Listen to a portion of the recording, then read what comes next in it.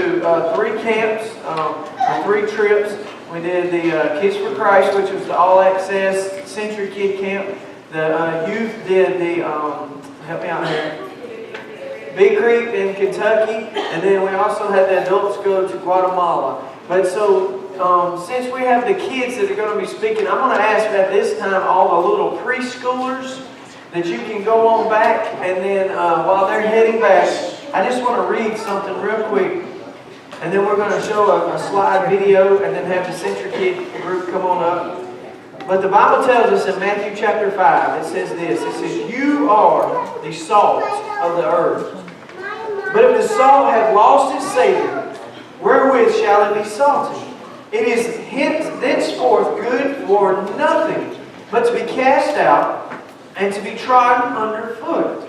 Now you notice what it said right there. It says, "You are the salt of the earth." But if you've lost your Savior and if you're not doing the job of salt, salt is to make you thirst. And if you're not thirsting for the Word of God, if you're not thirsting for Christ, then you're not no good.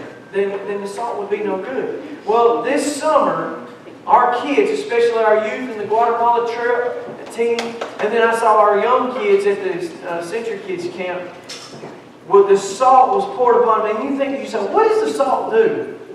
The salt makes you thirst. I don't know if any of y'all like to eat a lot of salt, but what does it make you do after you get done? You are thirsty, right? Well, guess what? In the Bible, water represents what? The Holy Spirit. And so it was our job this summer to be the salt of Jesus Christ. To go out into a lost and dying world and spread the love of Jesus Christ and make them do what? Thirst for the Holy Spirit. And y'all, I could not be more proud of our church that they have done this summer and the job they have done. So with that being said, I'm going to get Chandler to go ahead and play the video.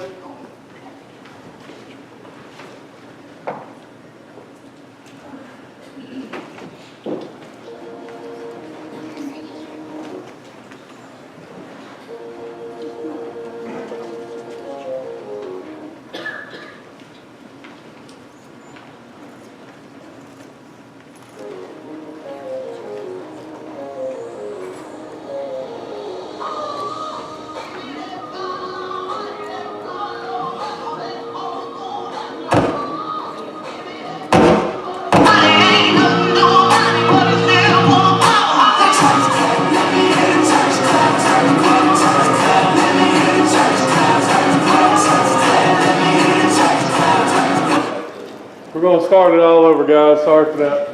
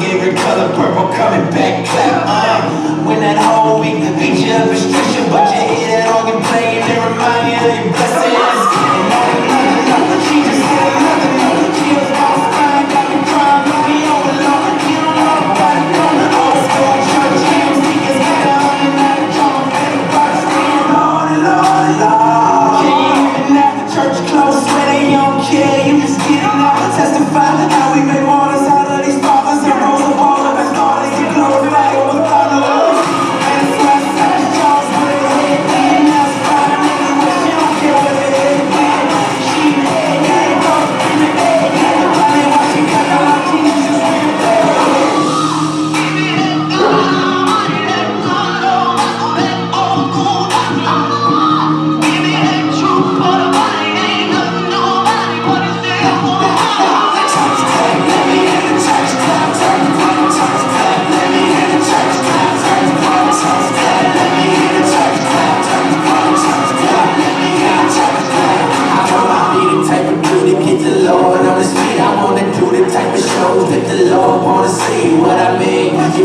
make the whole church clap. It ain't a clap in the heavens, then they clap, just a clap, clap. The sun glorified, city glorified.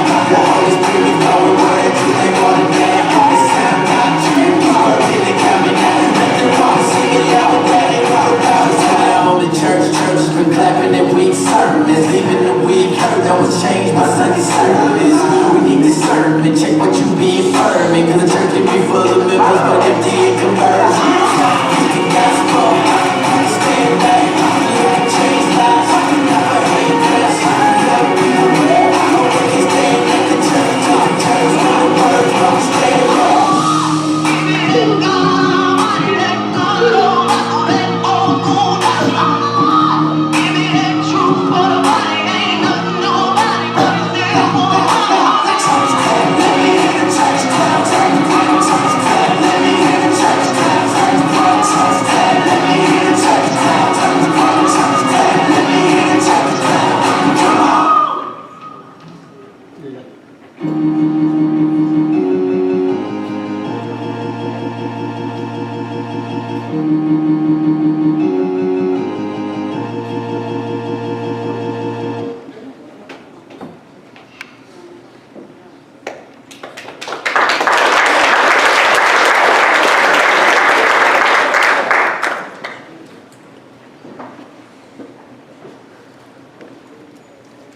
Let me get my Centrikids up here. Come on, guys. You know, I played that song. They begged me all week, Miss Mary, can we do the church clap in front of the church? So I put the song on the side for them. They wouldn't get up here to do it. But all week while they were at Centrikid, they were doing the church clap as one of the dances. And to see kids who would go in the first day and they sit there and they're like, I ain't moving. But by the end, they're even up dancing and jumping around. That was amazing. She's fine. I told her to get up here. I had a kid, you know, this was my first year going to the kids camp. So I don't have anything to compare it to. But I asked the kids who had been to Passport which they preferred, and they said this was better. And I asked, what's the reason? And they said, because they tell us about Jesus. Passport talked about God and gave them the essentials. But they didn't tell them that the one way was through Jesus. Thursday, I had one of the kids look at me and say, Miss Mary, have you registered us for next year yet? Because you need to do it. So, next year, we will be going same place, Shalimar, and it's July 27th through the 31st. We had talked with other group leaders, so we are increasing the cost to include kits for all the kids. They'll get a backpack, a water bottle, shirts, but it'll be $135 to include meals, both going down and coming back, and all of their meals, everything through the week. So, who wants to be my first helper? Come on, you got this. What did you learn? We learned a lot at camp, but me personally, ever since kindergarten, I've been bullied my whole entire life, and it was really hard once I started getting older, and I thought everyone's opinion mattered, and I even hated myself because I let other people dictate who I was. But when I went to camp, I learned that God is with me. God wants to be my friend. He made me the way He wanted me, so it doesn't matter about other people's opinions. It matters what He thinks of me, and that really changed how I thought about myself. And camp was really fun. We learned a lot. Like, we learned about His power and the way. But that personally changed me, knowing that He wants me the way I am, and He loves me.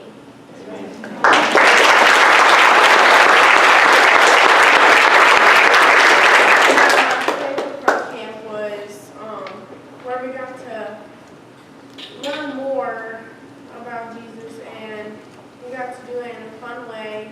And instead of having older teachers that use these big words that people didn't really understand, they put it to where we could understand it, and we knew what they were saying, and it was really fun. And I hope the people coming moving up to the Kids for Christ will get to have fun at this camp too.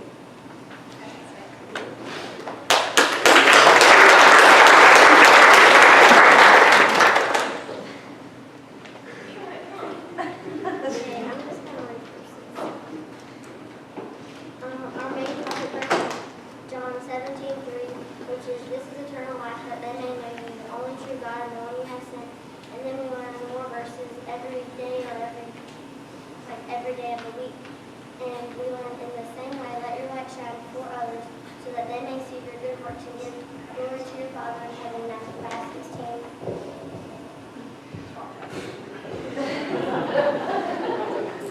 And then we learn, my feet have followed in his tracks, I have kept to his way and not turned aside, which is John 23:11.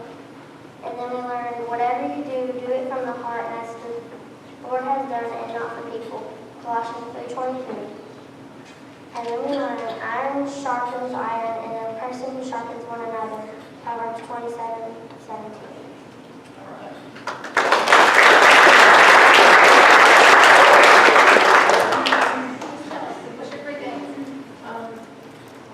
Well, I learned more about like Jesus, and I made new friends.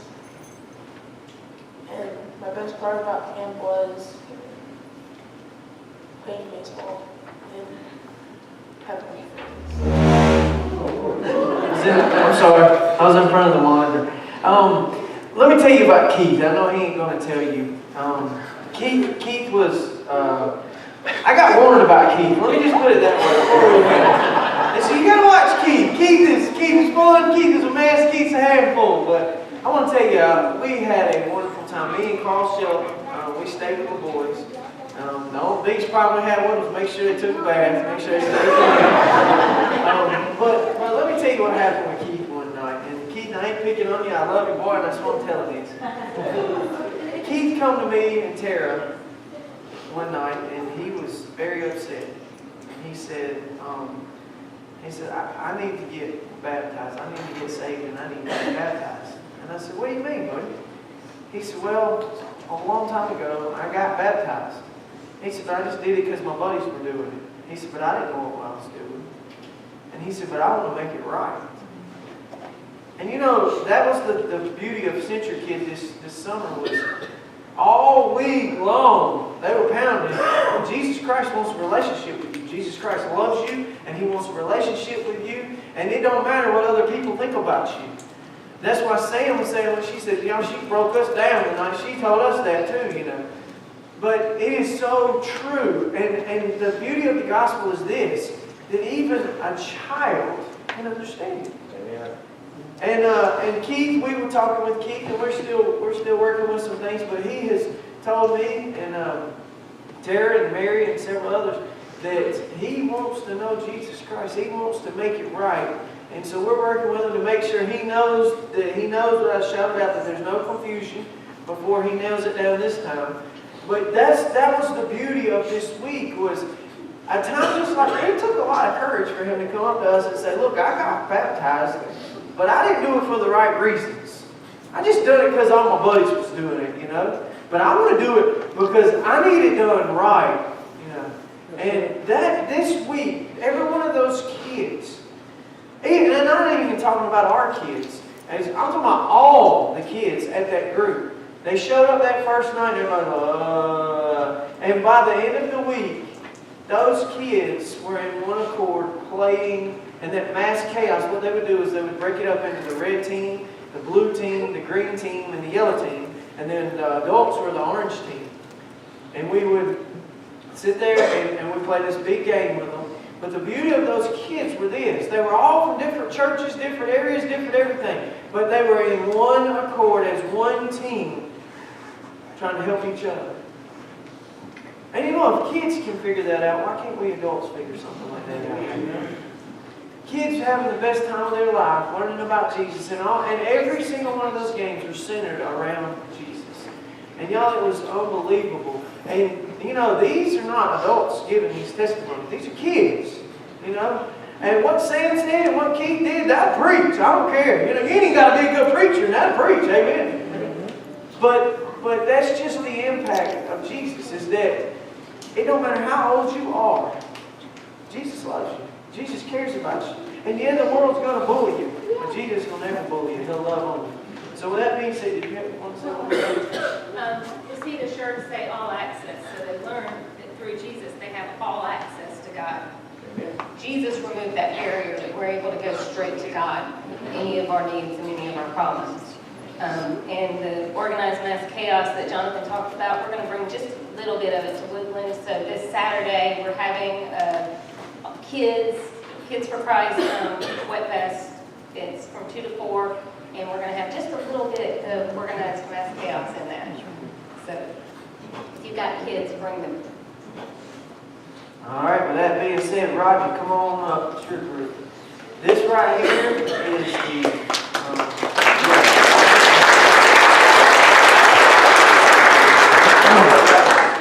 All right, so the way I'm going to do this, not everybody that you see up here is going to speak, but I'm going to call each site group that we have. So, Panko site, will you come and just stand right here in the front, please? Each site that I call is where these kids serve. Hazard site.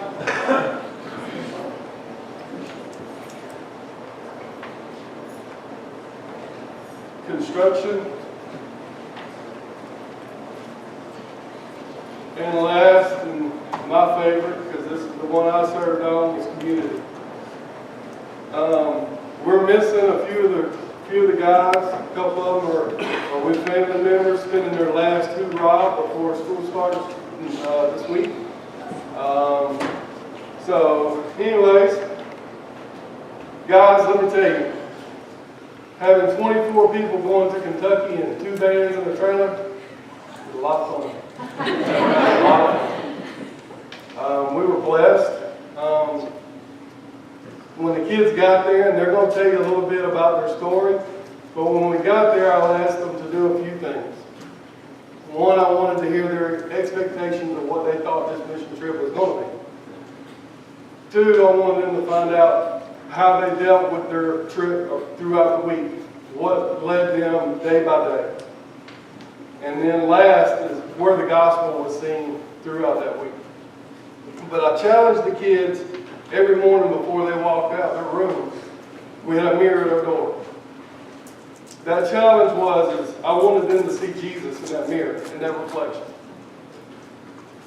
Not because we wanted to be holier than that, but because the people that saw us, that didn't even talk to us, we were a witness. We were a testimony of what we did. So, before I get all emotional, I'm going to go ahead and pass the mic off. Who's going first? Construction. Bethany, hold on. We're going to let Bethany go first. She gets a little nervous like a baby. We were the community group. It was myself and Rodney, Bethany, Caleb, and Nathan. We were the only group that got to go to everybody else's group. We went to everybody else's group. They had a day camp that we went and provided. The first day that we were there, we did an adult daycare, is what it is. And there, we sung hymnals, and Dad did a devotion to like all the elderly people. Some of them couldn't walk, some of them couldn't feed themselves. And there's this woman up there named Sadie. Me and her had a connection because she was like the only little girl there, and I really connected to her because she just liked to have fun like me, and she was just super sweet. I also want to add, at the adult day camp, we wasn't really sure what we were going to need when we went to each of these groups. And we get there and they ask, we're connecting with the older people, They asked Rodney, I'm not going to tell a story. They asked Rodney, will you do the devotion for us? We do a devotion. He's like, yeah, I can do a devotion. He's like, where's the devotion book? So they open up this drawer and it's full of magazines and it's got a book in these magazines. It's a children's Bible story book. And they hand it to Rodney and he's like, this is what we got. We look at each other and he's like, all right, I got this. So he picks a story out of the children's Bible book and tells them the story and reads the verses on it. But I was just shocked, what they have compared to what we have. We feel like, we have to have a Bible or, a book to get us going, and all they have is a storybook. So that was really touching to me. Also, we were known as the party bus. So when we went to all of these camps, we brought the fun. We brought snow cones and inflatables. We had to learn how to fold and unfold inflatables so we can have fun with the children. And we did snow cones, popcorn, and that was it. So the reason for the party bus was these kids, they got to experience at their certain sites, they got to experience different days. And our day was the fun day. So the experience that these kids, we see inflatables, we go, ooh, fun for 20 minutes. These kids saw inflatables and it was 4 hours slides. It's something that these kids never got a chance to have fun with on a daily basis, like we do. One other thing I wanted to tell y'all, the county that we were in, Leslie County, it's the 4th poorest county in the United States. How many counties are in the United States? I don't know, a lot. A whole lot, I can't count. But to be the 4th in the record books for the poorest community, that's sad. And each camp had over 100 kids, well, some camps had over 100 kids, some of the other camps had a few less than that, but each camp was loaded up with kids. So you can only imagine what these kids are living in poverty. Next, we're going to have construction. I had a couple of, come on up, John. I had a couple of guys that served on construction are not here today. So I asked Mr. John if he would speak on it a little bit and give you all the insights of what construction is about. The first day we was out there is that we learned that this lady got burned out of her house. She lost everything she had. And it really touched my heart to know that when people lose stuff, it don't just affect them, it affects the people around them. And it really came to my heart that I felt so bad for her. And I talked to her, and she said that it's all good, the Lord had it. And I said, well, thank you. You know, I said, but we would do the best we can. So the first day we cleaned up the old junk from the trailer, and we put it in a pile and got a trailer, hauled it on a trailer and moved it out. The next day we went and we built her a little 8x8 shelter for more like a washroom for her to take a shower and use the toilet and stuff. But I talked to her, and they're living in a 12x12 action building. I don't know, but I think she said there's 5 of them, plus a granddaughter. And it's really hard to, you know, pack people like that into a little building, because there's no room. But they manage, and their spirits are way up there because they got Lord. And without the Lord, she said, they don't know what they would have done. But hopefully, everybody that goes up there and works that construction crew can help her on her way and get her life back to normal, which I don't think it ever be that way, but it'd be close. And I was just proud to go up there and do that, because I realized one thing, and it's really hard to say this, but I realize I am a selfish person, because I have a lot of stuff. I have a lot of blessings from the Lord that I take for granted. And I know one thing, He can take it away as fast as He gives it to me. And I'm thankful that I've changed since I've been up there. I could actually live up there, because it reminded me of a place in Wisconsin where I grew up, in a poor little area, and we didn't have nothing. And everything I got, I've worked hard all my life. And I'm proud that I was able to go up there. It's a real blessing. I'd like to go back up there. Thank you.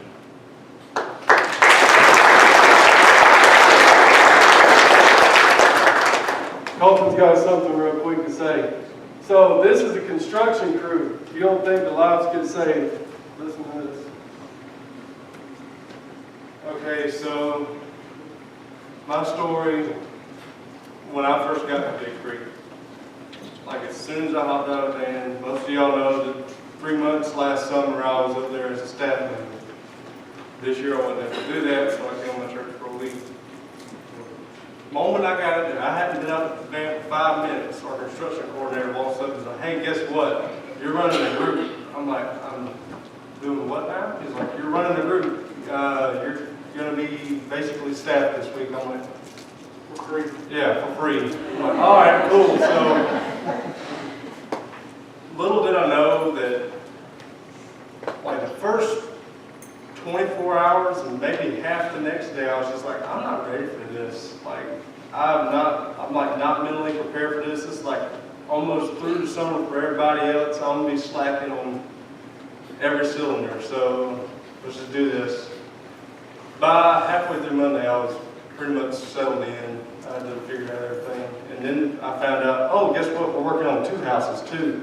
I'm like, we're doing what now? I'm like, oh, okay. So our group got split, and I was running both houses.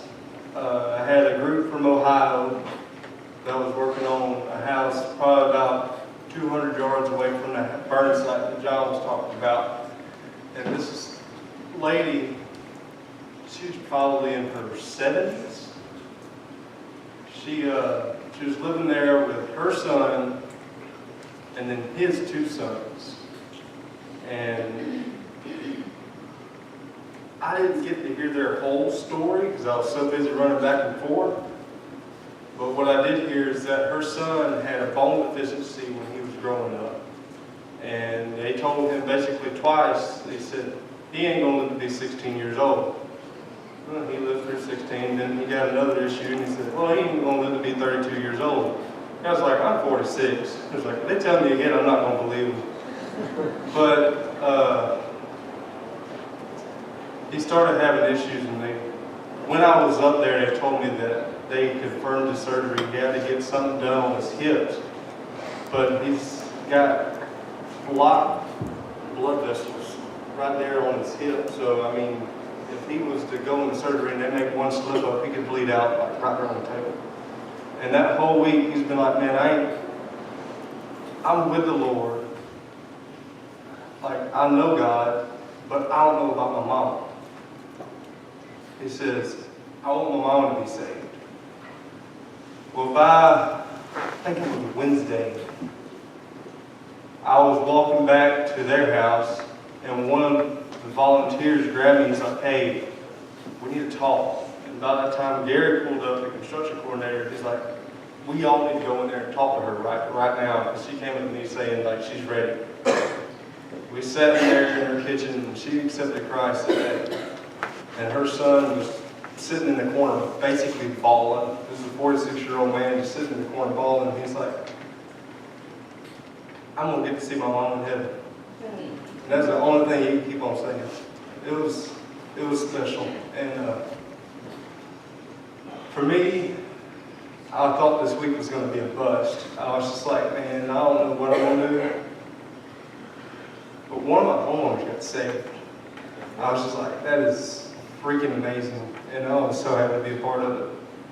And the guys that I was working with, especially our group, they were on it all the time, working their butts off. We had to replace a roof on that older lady's house.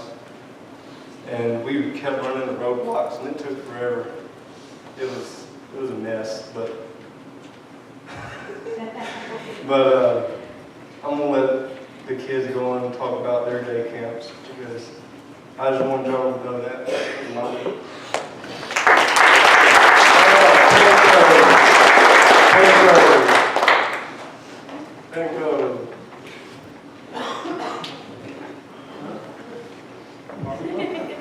Okay, sorry. We have an order. I'm sorry. We kind of got a little bit out of order.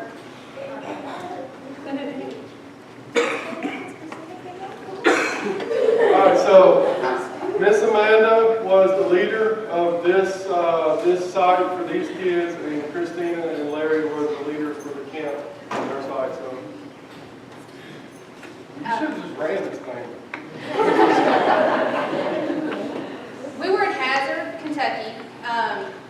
in a day camp. Now, we were at a public park. Keep in mind, we had 25 kids, sometimes 30, depending on the day we were there. There was no fence. We were in the mountains. So we had 3-year-olds to 18-year-olds, and one 3-year-old darted to the tree every single minute of that day. So I'm going to let Harley talk to you because she handled it well. Yeah, I had them. We had a lot of runners, and they just wanted the attention. They didn't get it at home, so you just were there to love on them and give them the attention that they needed. And we had a lot of runners and tree climbers. This one guy, they were from Macon, Georgia, and his name was Mr. Ken. And he was their jungle gym all week long. One was on his shoulders, one was on his back. He was carrying one, and then he had one down by his feet. It was awesome to go and see all of them. And I expected these kids to not have anything really, but they were better than I thought they would be. And we had a great time up there, and it was at a public park, like Miss Amanda said. One of them started darting down the hill too, so we had to catch them. And then I also want to talk about at Big Creek. We were there, and the adults had went off somewhere. We had no clue where they were.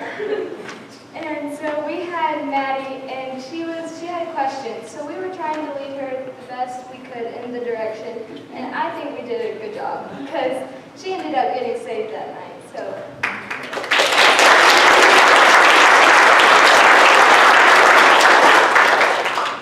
That, and I feel like that was God testing us as a youth group to lead her in the direction she needed to go because our adults disappeared. Talking about us in the adults. You've heard the phrase, God works in mysterious ways. There was a reason we disappeared. These girls all pulled together and walked Maddie through the gospel, her doubts, her fears, all on their own. We came in at the end and finished up. But that was their challenge. Their challenge this week, I mean, they could have just simply just said, well, wait till we come back, wait till they come back, wait till they come back. And I'm going to tell y'all, we got the 3rd degree when we finally got back. We were discussing a couple of issues that needed to be discussed away from them. When we got back, it was like our parents and we had missed curfew. Where were y'all? And, but it was all in God's timing. It was all what was actually planned. So y'all just remember y'all did a great job. I'm very proud of that.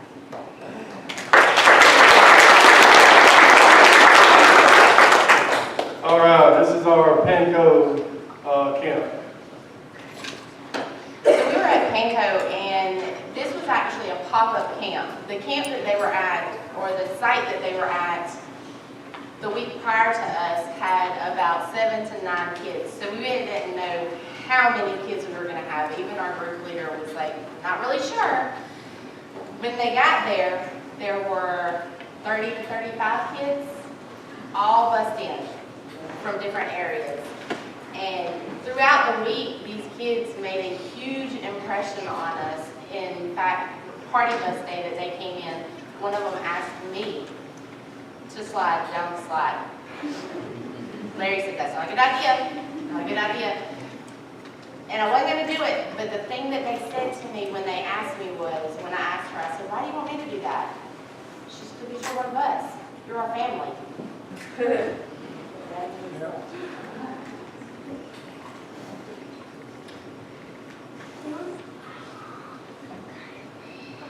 We were at Panko, and before we went on this trip, I was told to watch out because these kids wasn't going to talk to us. These kids wasn't going to have anything. These kids were going to open up to us. But the first day we got there, they was overly excited and ready to talk and ready to play and ready to have fun. And I grew strong, deep bonds with these kids, and before I went on this trip, I wasn't friends with any of these people in front of me. And I grew really deep connections with a lot of them. And I was told to tell them what REACT means.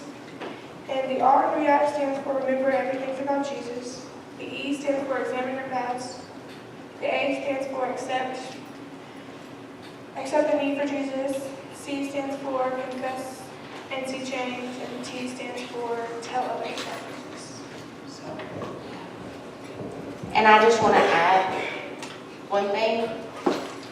Erin rededicated her life this week as well, after talking to her peers.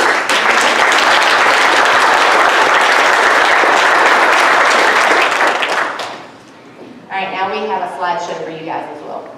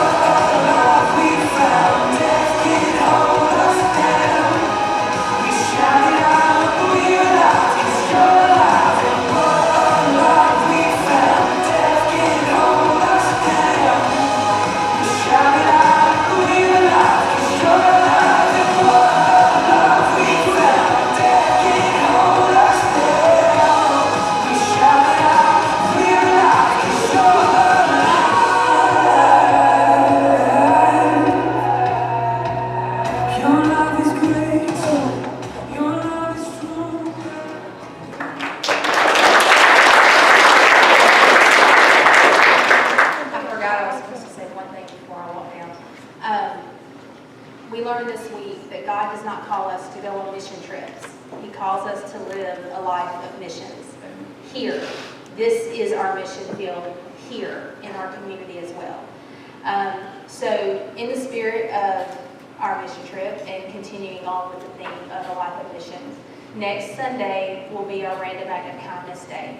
Our youth will go out in the community and we will do random acts of kindness through stores, laundromats, in various different ways. So if you are interested and you want to go with us, we are going to go have lunch at Cece's Pizza. Please bring $10 to cover that. And if you are interested in donating any of the items, there's a list on our Facebook page as well as what we need. I know we still need quarters for the laundromat, but there's a few other things on there as well. All right, with that being said, before the Guatemala group comes up, we're going to show a slideshow, and then we'll get our group to come on up. So go ahead and play that show, Shane.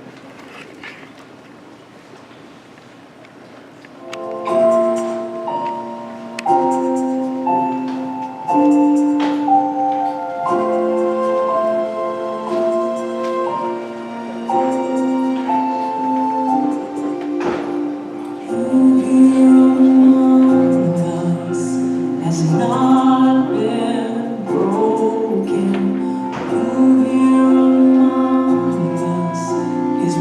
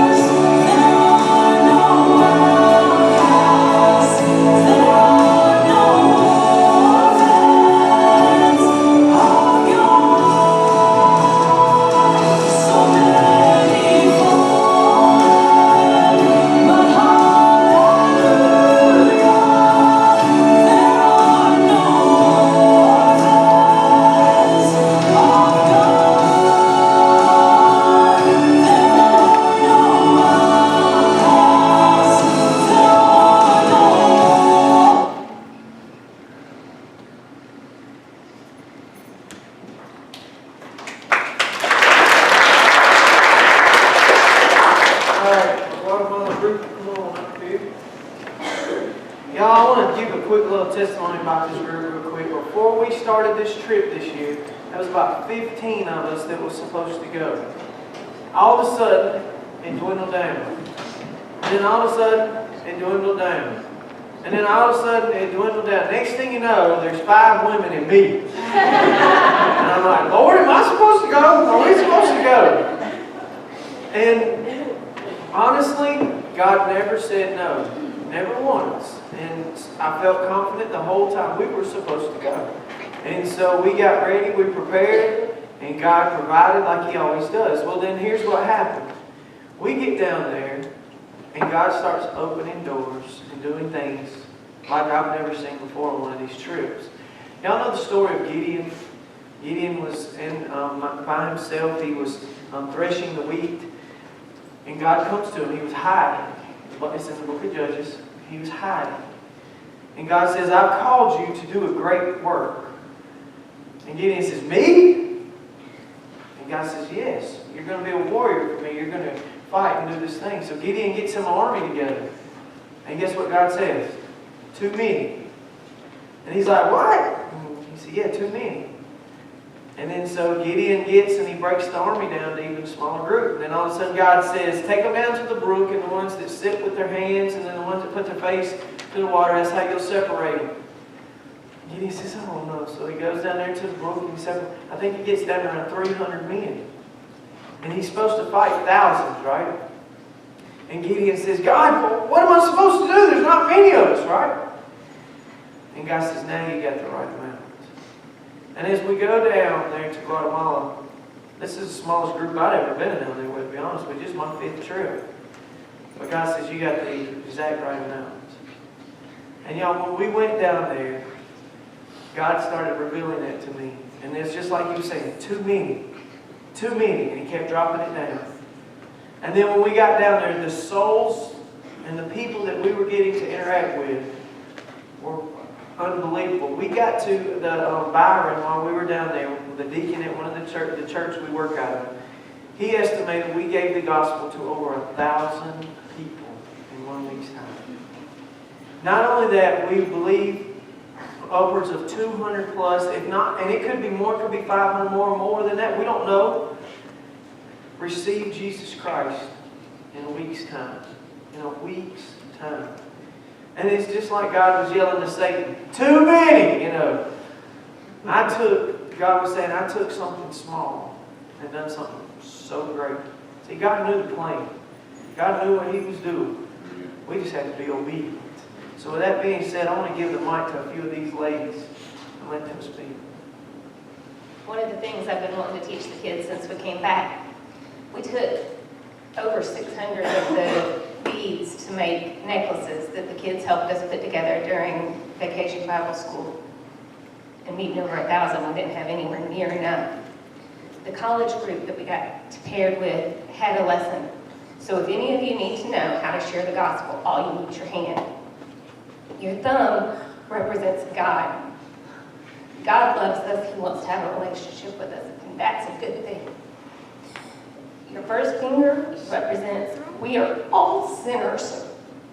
Every single one of us, you all sinned. And that's easy to remember because when you're bad, your mom shakes your finger at you. The middle finger represents Jesus. If you notice, it's the tallest in your hand. That's because He needs to be lifted up. He came and He died to make that bridge for us, that we could have a relationship with Christ. The second finger represents that relationship that we need to have. That's the finger you normally wear a ring on, and if you're on your left hand, that's your wedding ring. That represents the commitment to God. And we need to have that commitment to Him. And the very last finger represents that we need to share it to everybody else. So that was one of the greatest things that I got to learn, that we were able to go out and share with all these kids. You know, I can teach with the kids all day long and work with them all day long, but then we had to go out into the community. So we weren't just at the schools. We were doing street evangelism. We were going to the houses of the people from the church who couldn't be at the church and ministering to them. We were God's feet.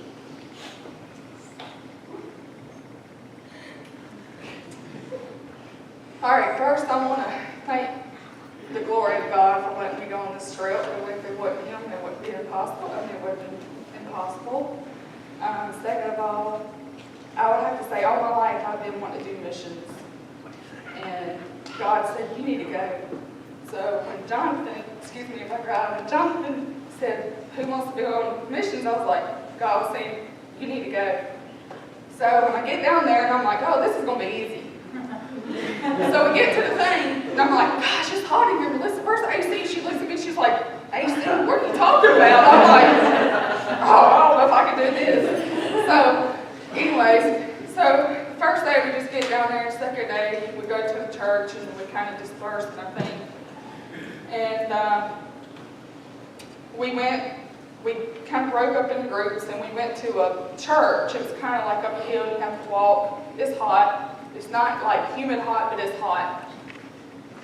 First of all, their culture, they don't wear shorts or stuff like that. They wear pants, so it's hot. And we're walking. Everywhere you go, I have like swivel net, and I'm like looking around like this. And we go into this school, and I'm like looking around because this is my first time. I'm like, okay. And but these kids taught me that no matter what you have in life, you be grateful for what you have. There's one person out there that has less than you have, that has the biggest heart they can have, and they love Jesus more than anything. And if they didn't know Jesus, they would get saved that day. So I would actually say that was a big testimony for me, but there was also one guy, or actually one student that really touched me. He was actually in the video, but he was a high school student, but he couldn't see out of his, I think, right eye. And so he asked us, like one of the translators, asked us, can we pray over him? We said, yeah, because he wanted to pray, because the deacon that actually worked at the church, he actually volunteered at the school. So we prayed, and he started speaking a little bit of English. And we was like, wow, you speak good English. He actually taught himself how to read English for books. So that was actually pretty amazing to me. Then every night after we had dinner, we had devotions and worship. And one of the translators, he told us that guy said, keep him in your prayers because he had actually been sexually abused. So that kind of touched my heart because I know there's kids in this area that probably goes through the same thing, but they don't have the laws that we have. They don't have the resources that we have. And the Bible, it says, Mark 16:15, go into all the world and preach the gospel. Now, the only thing he wanted to know is he just wanted somebody to vent to and talk to and, get saved, because make him feel better and know that God was there for him no matter what happened to him. And another testimony was we went to the police station. That was something unbelievable. Like, I was thinking, they probably had AC or something, I don't know. Then, so we get in there and I'm looking around at the AC, they have like these box computers and everything. I'm like, okay. So then, of course, none of them, everybody speaks Spanish. So I think it's like 12 of them. And they feel like they can't get saved because there's such a high crime rate there. So I think there was about 10 of them that actually got saved that day. So my thing is this: when God tells you to do something, go and do it. Trust Him, obey Him, and put your faith out there, because if you do it, you'll never regret it.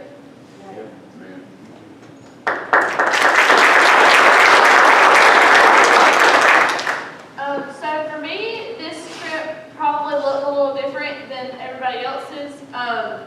I kind of went on this trip with the idea that I'm going over here and I'm going to help these people. They're so sad, they don't have anything. That's so sad. I'm going to go over here and I'm going to help them. I've been saved forever. This is nothing new for me. Well, we get there and you can ask Jonathan, probably by that night or the next day, I'm crying. I'm ready to go home. I was just not, my headspace was not good. I was not ready to be there.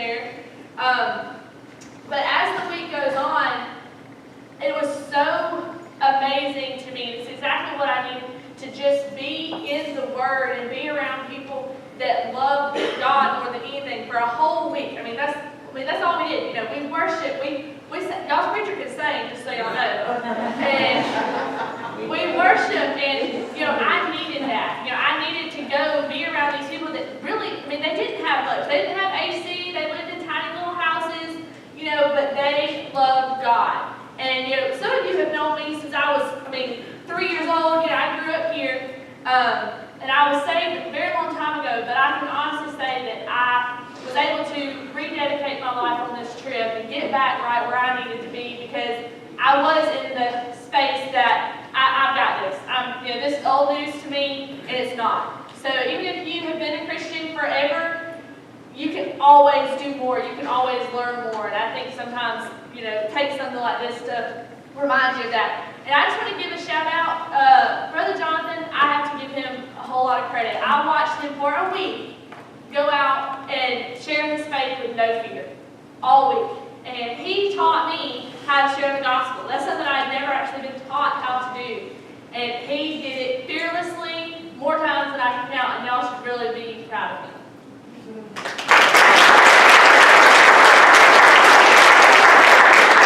going to key off of something Kristen said. If you feel the calling and you've been pushing it down, you're scared, you're not ready, I can't afford it, just trust and believe. If you have an inkling in your heart that you need to be on a mission trip, you need to go. It'll be life-changing. You got to trust and believe that God will provide. The first year that I went, the money came through easy. Like, I was like, this is really easy. This year, not so much. Like, I was like starting to get worried towards the end. I was like, I have enough money. The donations aren't coming in, but then I trusted and believed, and it came through.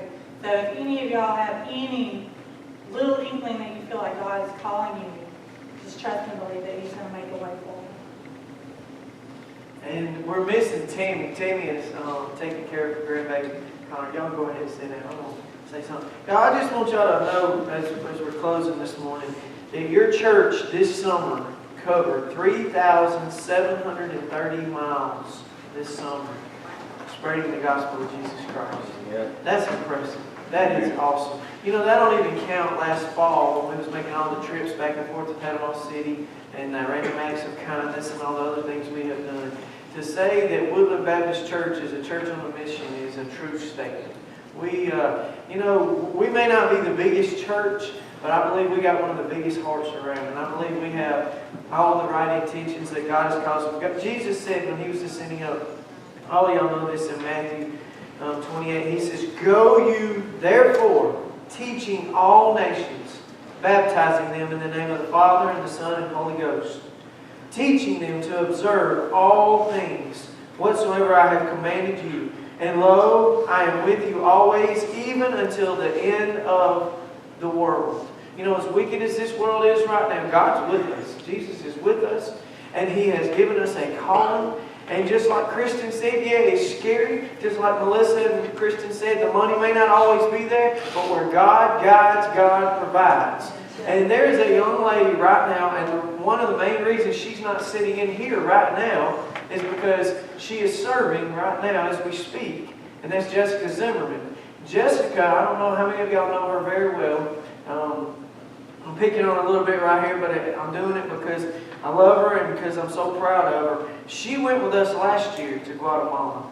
And not long ago, I told her, I said, "Girl, there's something different about you." She said, "Everybody keeps telling me that." Me and Ridge both, ever since we got back from Guatemala. When you go on a mission trip and you dedicate a week of your life to serving Jesus Christ, it will change your life. It will change your life forever. And I'll tell you something else it'll do. It'll make you fearless. There's so many times in life, in the ministry, in this church, and church ministries where you say, "I can't do that."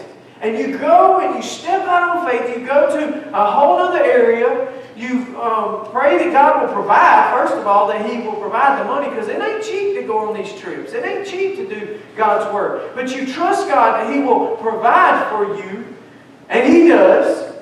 And then all of a sudden you go on this trip. You're surrounded by strangers. You're in a totally different area. You're out of your comfort zone. Not sitting in your comfort pew there. You're out of your comfort zone. And for a whole week, it's not about Facebook. It's not about Fox News. It's not about anything else. The Bachelorette or whatever else. I found out a bunch of guys watching. I was like, no, you got to be kidding me. It's not about all that. You know what it's about the whole week? Serving Jesus Christ. Helping people. There's no greater feeling than serving someone else. None whatsoever. You will not get more joy in life than you will serving someone else. Being God, Jesus' hands and feet. So with that being said, I want to challenge each and every one of you that if